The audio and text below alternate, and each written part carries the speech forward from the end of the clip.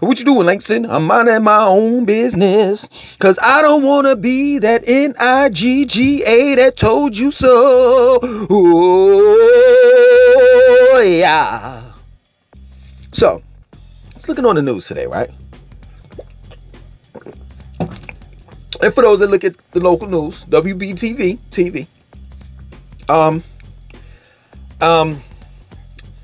in Charlotte, they said, not me, I said this months ago, but they're saying that today, right? That the locals, the Charlotteans, are being priced out. And I'm saying to myself, well, you're late to the party. Because I've been talking about that. I've been told you all that they are literally pricing us out. Straight up. That these housing rental companies such as Progressive Residential and America's Homes for Rent are buying up starter homes in America. As of now, they own 30% of the starter homes in America, if I'm not mistaken. And it's gotten to the point now, they skipped the buying 1 or 2 homes or 3 or 4 homes. They're buying up communities as we speak. Straight up.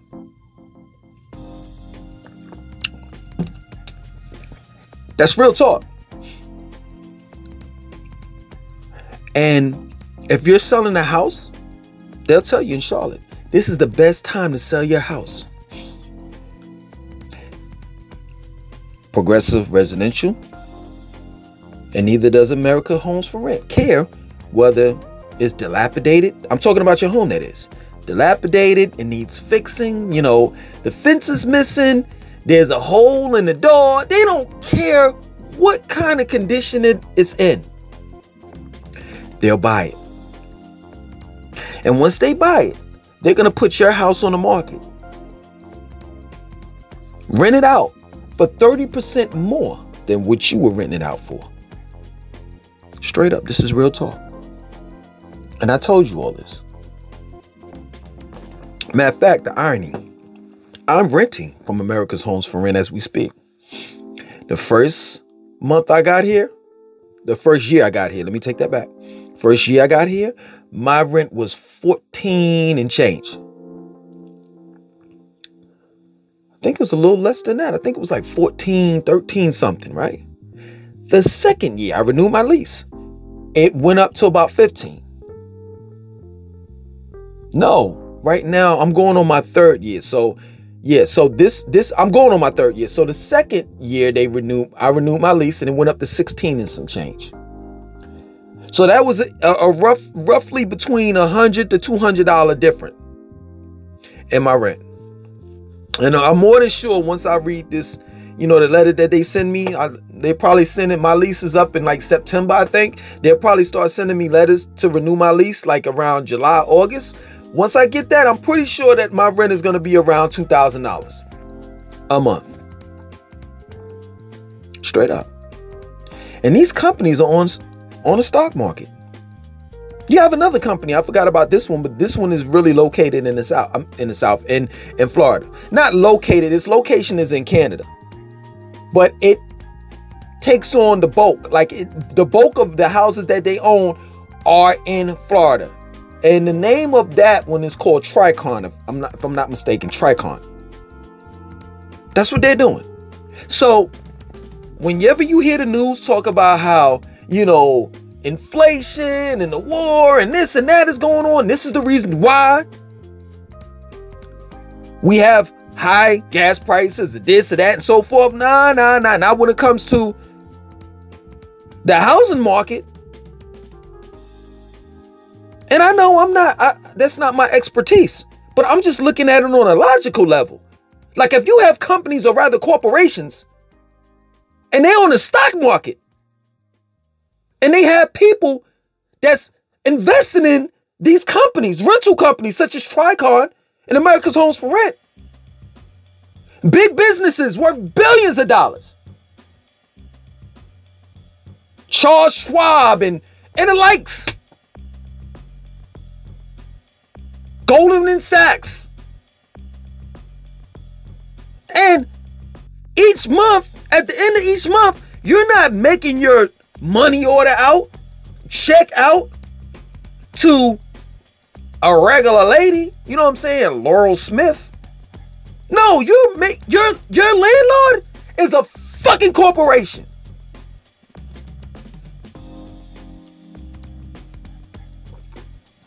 And it's on the stock market. Like I'm dead ass serious. I mean, shit. I'm renting from them. Why not try to make some money? I'm about to buy some stocks from America's Homes for Rent. Progressive, Tricon too. That plain and simple. There's no such thing as the American dream anymore.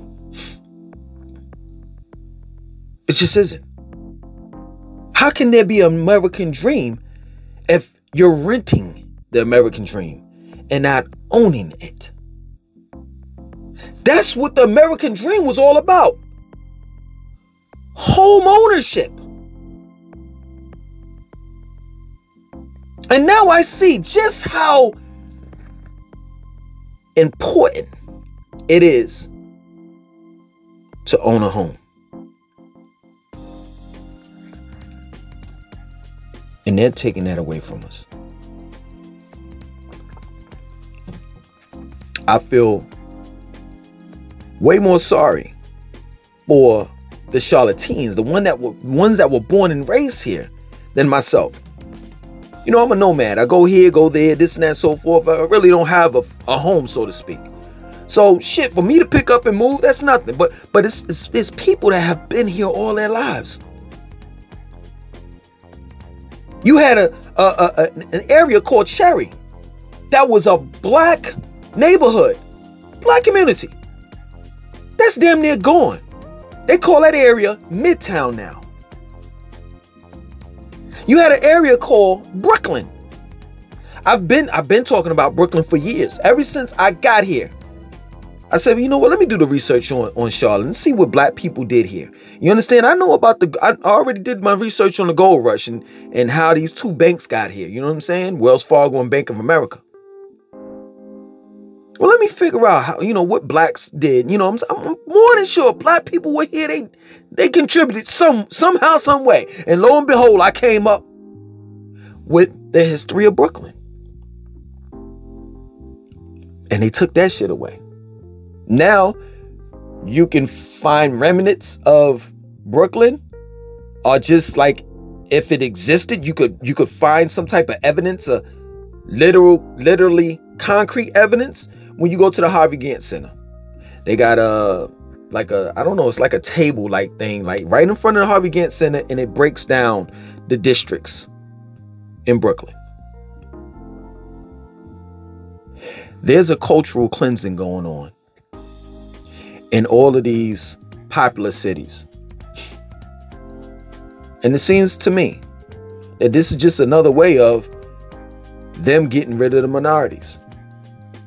When you price someone out, that means that particular person can't afford to live in that area, no matter what skin color they are.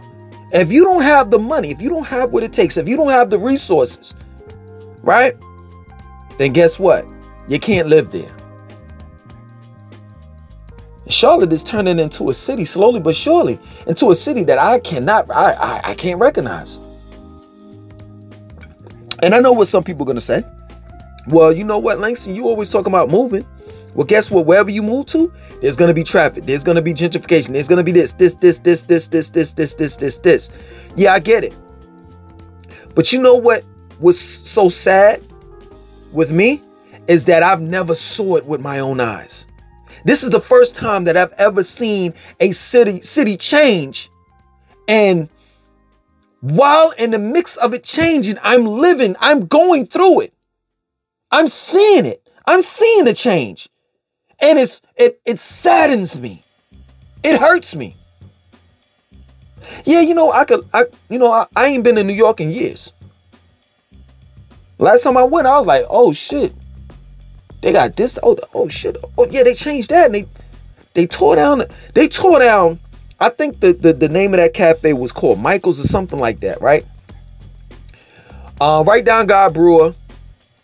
The corner of, I think, Guy Brewer and Foch, if I'm not mistaken. Not the corner of it. There's a bodega, and then right beside it, there used to be a damn restaurant, a breakfast, some shit like that, right? Older people owned it, and they were Southern folks, right? Owned it for years. For them to tear that shit down, I was like, wow. But at the end of the day, you got to understand, like, I left that place. I left Durham. I left Raleigh. So when I come back to see it and it's changed, I'm like, all right, cool. I left it. But I've never been in a position where I live somewhere and the shit was changing while I was there. Never.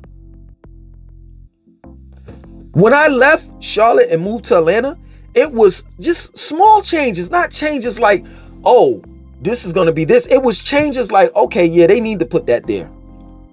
That makes sense.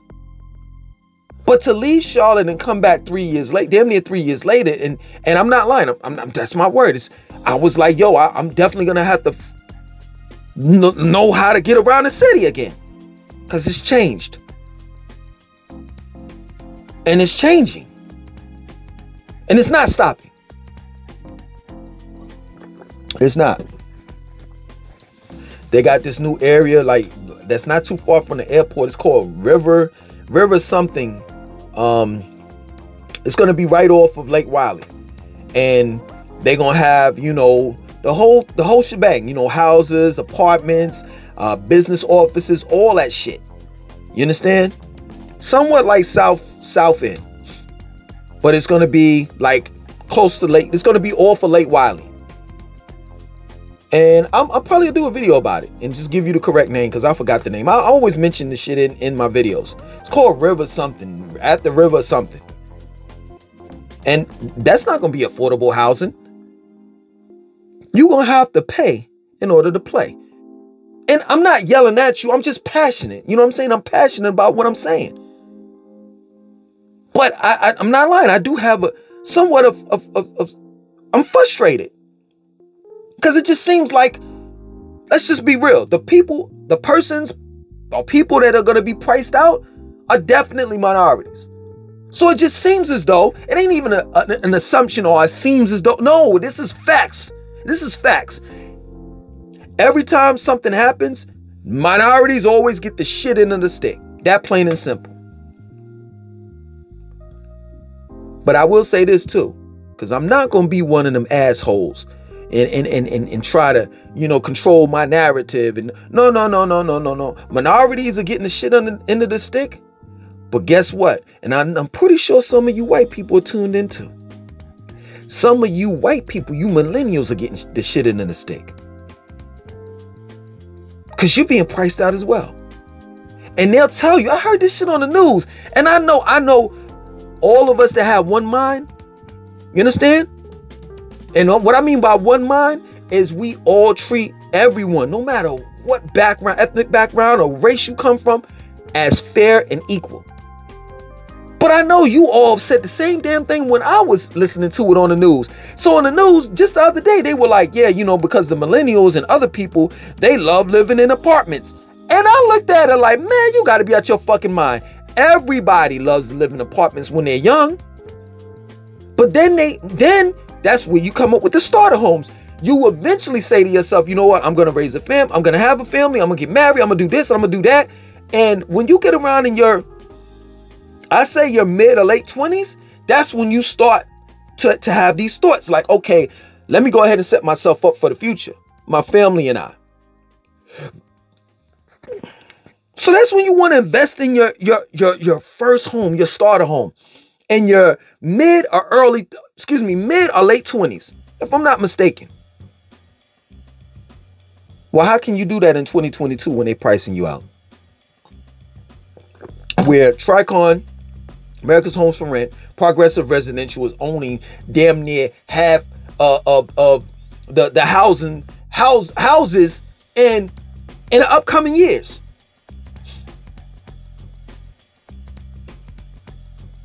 And they're buying up everybody's houses.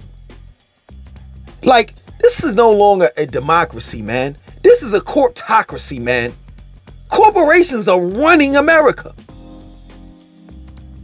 Foreign governments, foreign corporations, and regular corporations here, and shadow governments are running America. That's a fact. This ain't no fucking democracy. Where? This is a dictatorship. Straight up. That's real talk. You know, we innovate things. And you know what these oligarchies do? They demonize it. I'll give you an example. Everybody's looking forward to the autonomous cars. Straight up. Looking forward to it, and I'm going to be done for real. They're looking forward to these autonomous cars. You know what I'm saying? You can get in the car, and whatever you do, you know what I'm saying? While in the midst of you driving, you can do it 100%. You know, some people put on their makeup. Women put on their makeup while driving. Motherfuckers drink, smoke. Hell, motherfuckers get blowjobs. I got a blowjob while I was driving. You know what I'm saying? A couple of times. We're adults here. Hopefully we are. Should no children be looking at this. So I'm going to be, you know, raw with you. Motherfuckers have done some everything there is to do while driving.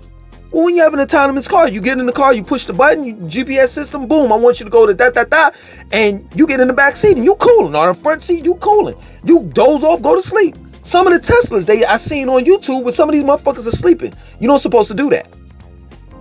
But everybody's pushing for these autonomous cars, unmanned cars. But guess what they're gonna do on the negative side? Guess what they're gonna do? They're gonna take away a shitload of people's jobs. Uber Eats, Lyft, Postmates, a lot of delivery jobs, and the autonomous cars and trucks, they're going to take that away. That's the negative shit. That people won't have a job because these autonomous cars don't get tired. They don't need fucking lunch breaks. They don't need sick leave. They don't need any of that. They don't need no fucking maternity leave or paternity, whatever they call it when you're having a child. They don't need health insurance, dental, and all that. None of that shit. All they need to do, all they need to be is charged up at a bay, and then boom, they can keep it moving. Autonomous cars don't get sick. They don't catch colds and shit. They don't call in and say that they're going to be late for work. Or call out and say they ain't coming to work at all. You understand? Autonomous cars are going to be attached to the internet. So, check it. One day you driving and you fit the description of this person and that person, and blah, blah, blah, blah, blah. The cops are going to have power over your car. So, if they want to stop you, they're going to lock your car. You know what I'm saying? They're going to have that technology to lock your car, lock you in the car, lock the windows, and redirect your GPS system to take you straight to the precinct. That's my word. Shit, they coming out with cop robots as we speak. RoboCop is going to be a real thing. And to make it relevant is saying this. This is no longer democracy. It's not power to the people. It's power to the corporations. This is not a democracy. This is a dictatorship.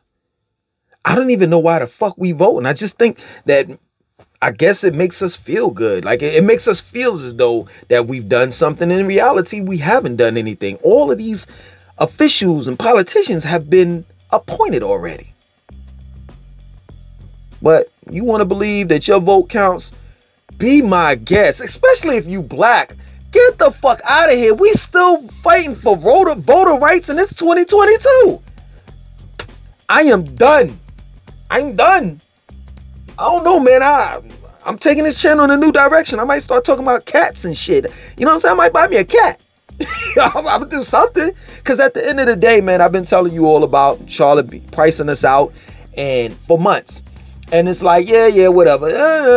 But now WBTV, local news is talking about it. Now, a couple months, 60 Minutes is talking about it. And the CEO, I think the CFO, whatever it was, for Triacon, the lady asked him, well, you know, what about the American dream? The guy said it with a stiff face. Well, if you want the American dream from now on, you'll be renting one. So you couldn't accept it from a big nose. Can you see the boogers in my nose? Hold on, I think I've cleaned it out. I ain't got no nose hairs either. You can accept it from a big nose dude with this wild funky hair. You can accept it with this cheap ass, what I got on? I think this is Hollister with a moose on it. It's Hollister. Cheap ass shirt. Raggedy ass looking beard, you know what I'm saying? I try to edge myself up the best way I could for these hoes, you know what I mean? Can accept it from me. But now 60 Minutes is telling you, and your local news is telling you, now you can accept it. Whatever, man.